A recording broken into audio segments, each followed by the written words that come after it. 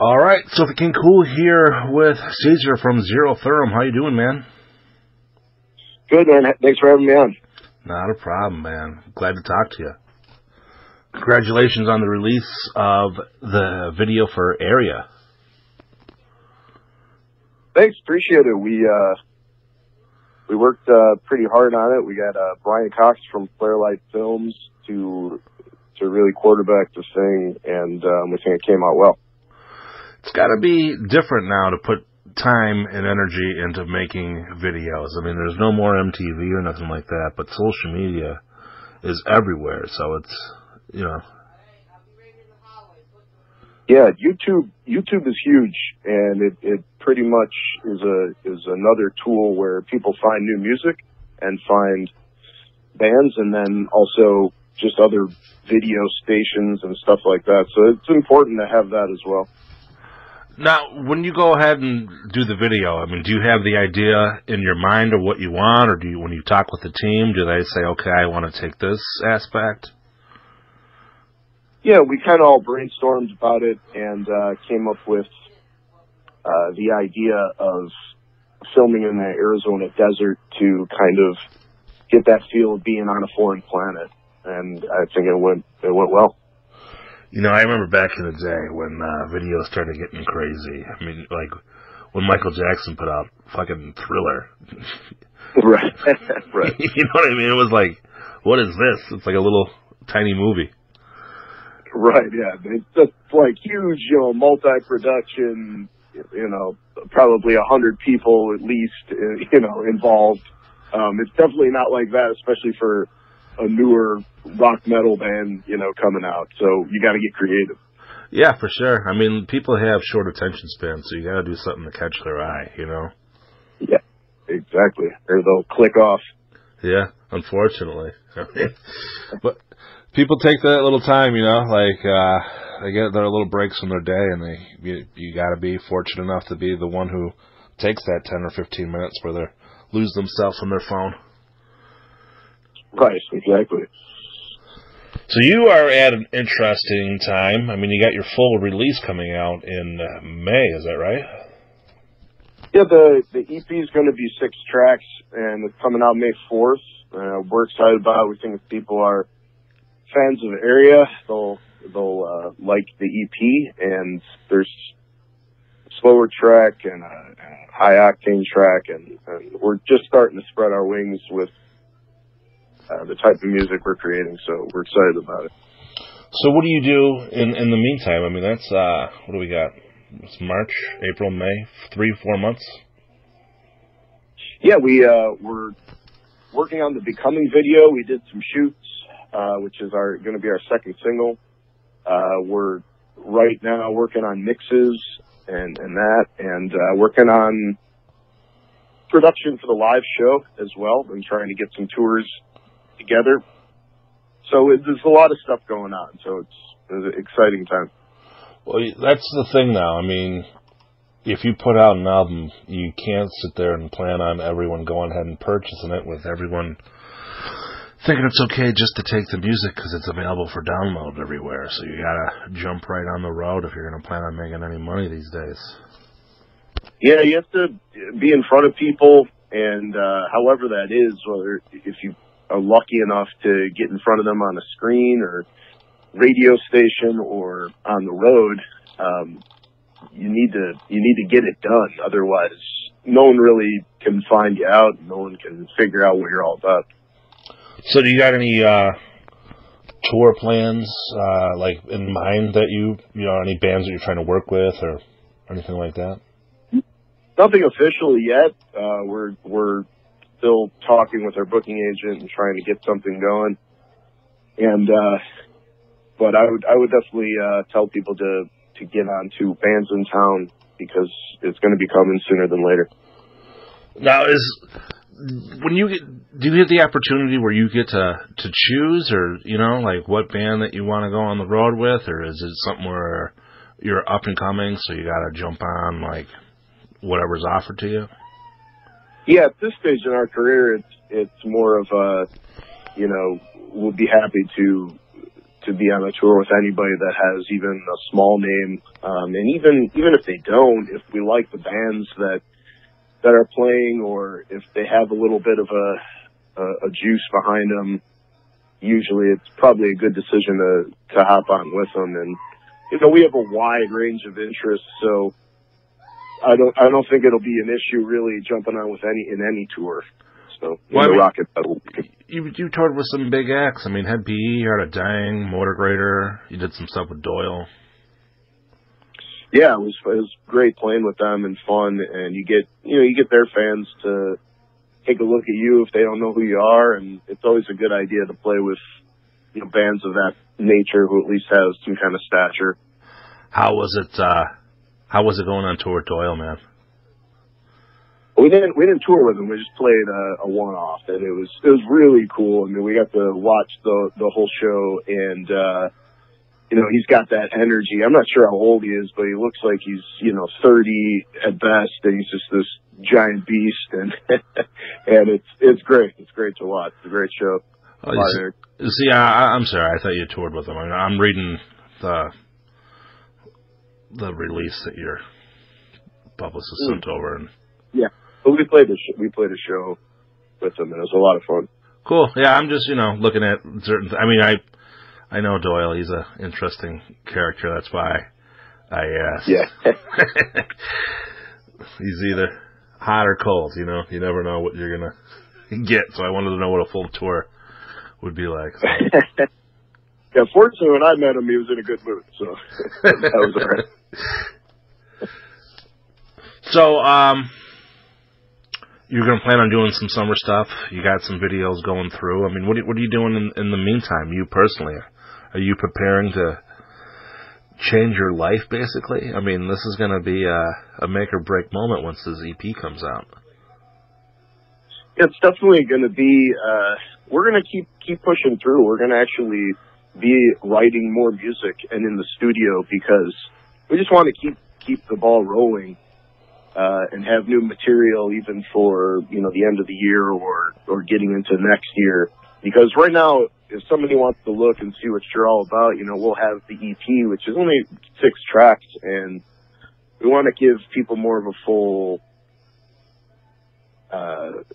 you know, look into the band and into what we're about. So really, we're excited to do that, and yeah, we're ready to roll, man. We're ready to change our lives in a good way, and really just completely focused right now on Zero Theorem and making it as good as it can get.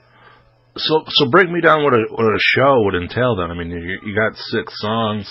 Do you do some covers, or do you got other tracks that you do, or what goes on? Right now, we're not playing any covers live. Our set is about 7 tracks or so, and pretty much the entire EP will be on that. Right. On this.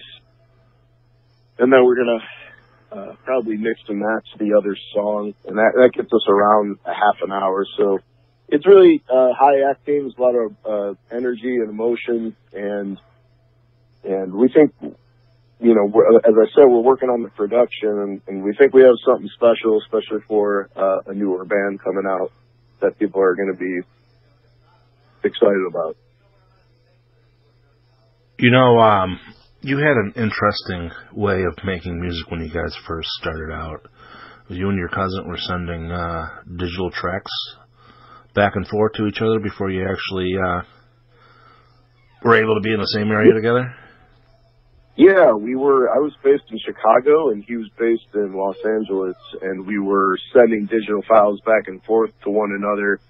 We had always, you know, he's my cousin, so we had always talked about starting some kind of musical project together, and we started sending stuff back and forth, and we realized we had something. So as a creative partnership developed, I came out here to Los Angeles, and we got the band together and looked back. Now, when you guys are in LA, you guys are an up-and-coming band. You guys hang out at like the Rainbow and things like that to try and make your mark? Yeah, on it. Yeah, we've done it for sure. And we've gone to a few other places in and around the area. We've been to, probably in and out of everywhere, but whiskey and Skinnies and Malone's and Santa Ana. We'll go anywhere really in SoCal that has the scene, or whether it be metal or hard rock, and it's there's no real radio station that supports it full time, but there's definitely still a scene out here, and it's pretty important to support it. See, what people don't realize is that LA really is a place for musicians to be. I mean, I have a buddy that moved out there recently, and he hangs out at the Rainbow, and he'll go to the Whiskey and all that. And you don't realize how many musicians are in these places. I mean, this dude is constantly putting a picture up with, whoever. Somebody famous is floating around just hanging out in the bar. They'll do something, you know what I mean? Right. Yeah, definitely, man. It's a place for musicians, and it makes a lot of sense. And we found our group here, and it's all professional guys that have been playing for a while, and you don't realize it, but I agree. It's a good place to be a musician for sure. Yeah, definitely. I mean, a lot of places to make some connections and do a lot of networking for sure. Now, is it easier for you to have a family member in the band with you? I mean, that way you guys are kind of like a team, you know what I mean? Yeah, it is. He's actually behind the scenes now, where it's more songwriting, and he's my creative and business partner, and he doesn't actually play live anymore, but we're still, talking every few days and all that, and it's pretty easy. Him and I are like brothers. I mean, we grew up together and stuff, so it's not as if we don't know each other.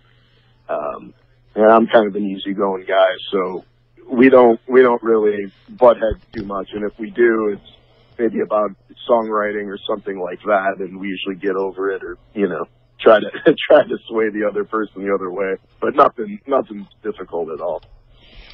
Now, being an up-and-coming band, how important is social media to you now? I mean, years ago, you'd have to go out there and flyer, you'd be handing out actual mixtapes. When I'm saying tapes, I mean cassette tapes, Yeah. I mean, I remember, dude, I'm 36. It was 20 years ago. I was 16.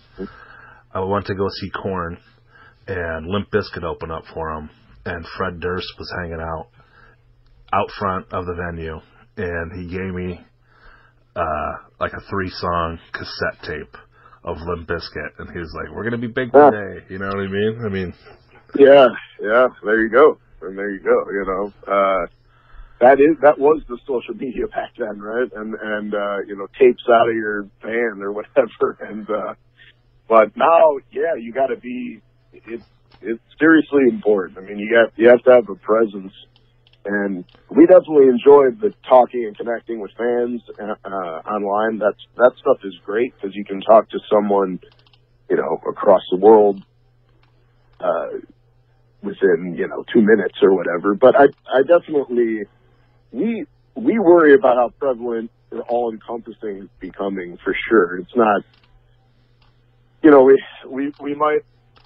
might be depending on it too much. It's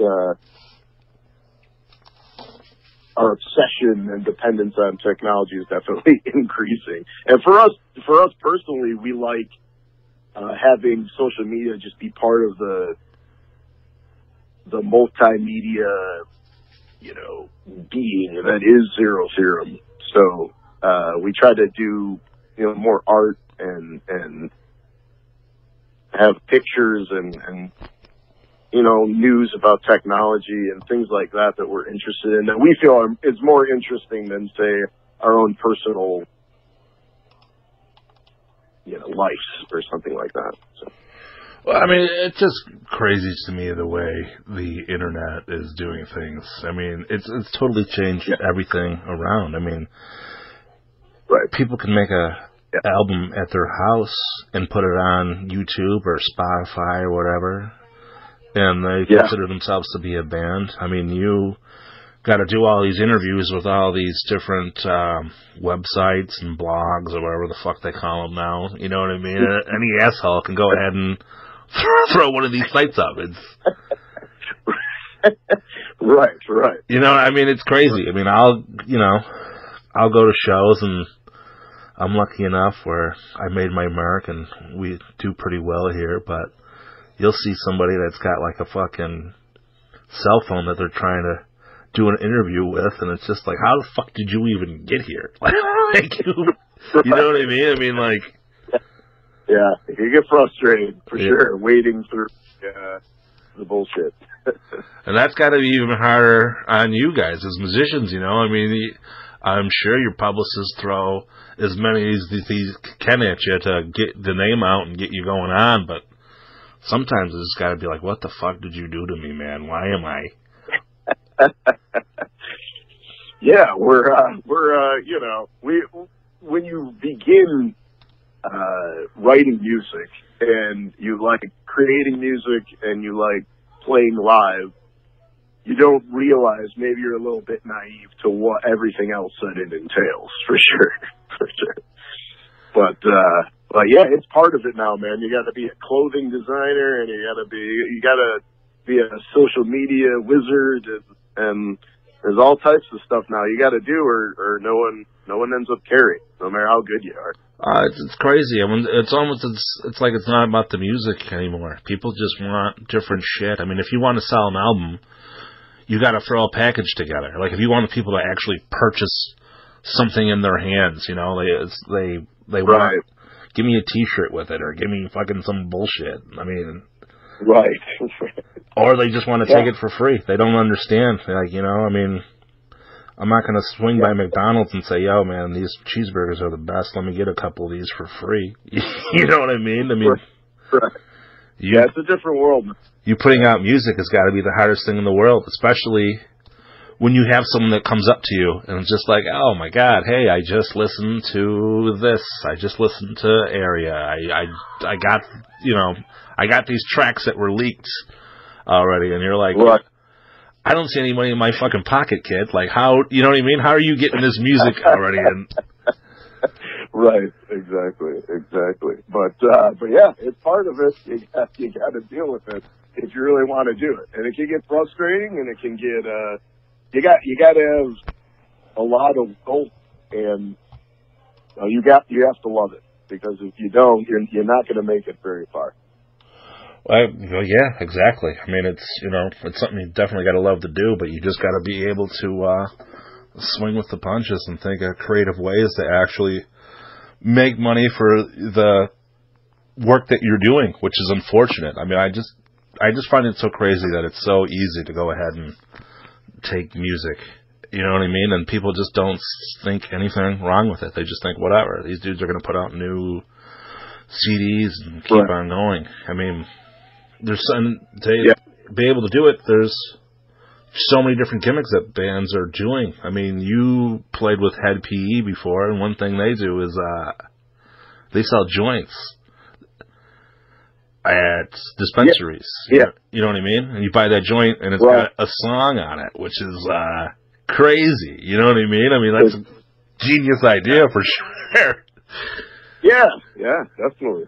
You got to figure out, like, whatever way. I think Hollywood Undead is doing that too. You just got to find out whatever way you can to get people, you know, into your music, and whether it's, you know, getting creative like that, or doing like one of those, you know, the vinyls and everything else. I mean, you know, you run a business when you're running a band, and you're going to be in the red for the first few years, for sure. So you got to find ways to get income. I think the re-release of vinyl is one of the most genius things that's out there. I mean, none of these fucking kids got record players. You know what I mean?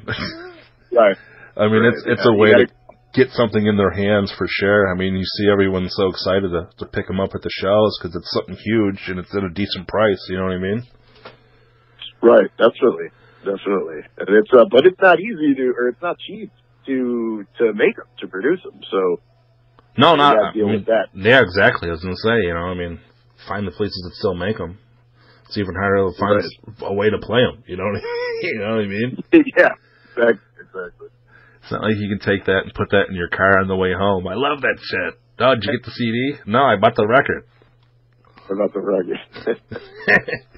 Well, cool. We get to spend 45 minutes setting it up at home and listen to the track. Sit back and experience it, you know. But, I mean, that's what you see, though, you know? I mean, like, that's why so many bands are just living on the road. I mean, you basically have to, you know? I mean, it gets the music out to the fans, and it's the only way you can guarantee income. I mean, I know you can stick your phone up and record a show, but who's going to watch that shitty version? You know what I'm saying? I mean... it's not even close to the same thing. I'll see a clip for like 2 seconds. I'm like, oh, this is fucking shit. I'm not watching this. Right. So luckily, even the not recorded ones are not as good, not the same thing as being there and feeling, you know, the drums and guitar hitting you and stuff like that. It's just not the same.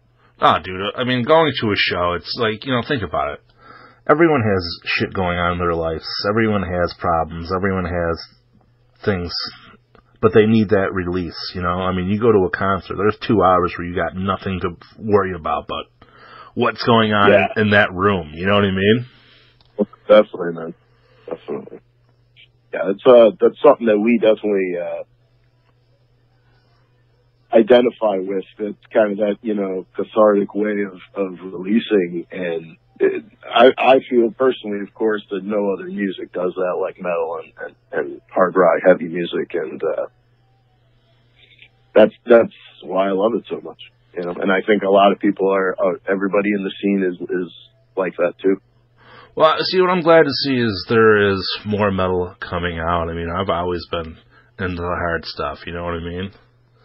Mm-hmm. It was so discouraging for the longest time where it was like not heavy anymore, you know? It was just shit. Right. You know what I mean? Right. I mean, yeah. Fucking emo and screamo and all that nonsense. It was like, what is this that I'm listening to? What happened to real heavy metal? Right, yeah. And I think there's a way to, I mean, what we're trying to do is get the kind of, you know, you still feel emotion and stuff like that, but it's heavy, it's hitting you, you know. Because if it doesn't, it's just not as cool. Right? Well, you know, I listen to your stuff, dude. It's awesome. You know what I mean? It's something that you put on, you listen to, and you just enjoy yourself. You don't got to think about any bullshit or like, you know what I mean? It's really good. Hey, I appreciate that. So people want to follow up. They want to know more about the band. They definitely want to know when this tour is going to happen. They want to do some pre-orders of the EP that's coming out. What are they going to do? Where are they going to go? Yeah, if you go to zerotheoremband.com, you can find all our stuff in there. You can, and YouTube, if you look up Zero Theorem Band, you'll find, you can go on Facebook and keep up with us and Twitter and all that good stuff. And we'll have the pre-sale when it starts and all that info on there. So they can keep up with us there. Perfect, man. Thank you for your time. Hey, thanks, man. It was fun. Yeah, I look forward to you guys doing some big things. I hope I get to catch you on tour this summer. That'd be great. Looking forward to it. All right, man. Have a good one. All right, man. Take care.